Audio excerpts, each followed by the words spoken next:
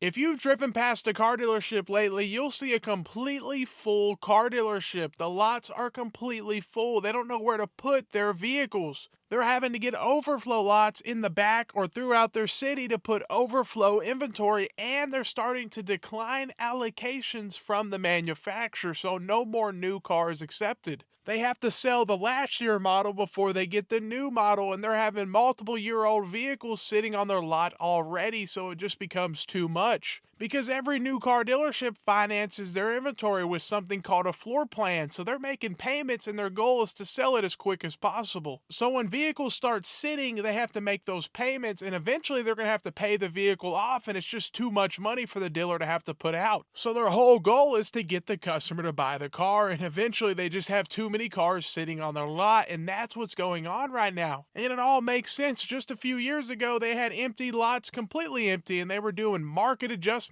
and all this BS stuff. And now they're doing little discounts here and there, but what is a $10,000 discount on a $100,000 truck? Is that even enough? And it's not enough. Most people are saying the discounts are nowhere near enough with rebates or from the dealer. They need more rebates and dealer discounts. But it's funny because some dealerships still do it today, but market adjustments, the whole $10,000 over MSRP, people were paying over the asking price for vehicles because lots were empty and manufacturers don't have control of dealers, and dealerships were trying to maximize profit, and they knew the customer wanted the vehicle that bad. Most of the additional dealer profit market adjustment stuff is gone, but there's still a few of them that do it till today. They just can never get off of the fact that they want to add over sticker. And if not that, you know they're going to have nitrogen filled tires or $5,000 window tint or paint protection or door edge guards. They add all these little add-ons that do not provide any additional value to the vehicle in all reality, but they charge you thousands and thousands of dollars. I mean,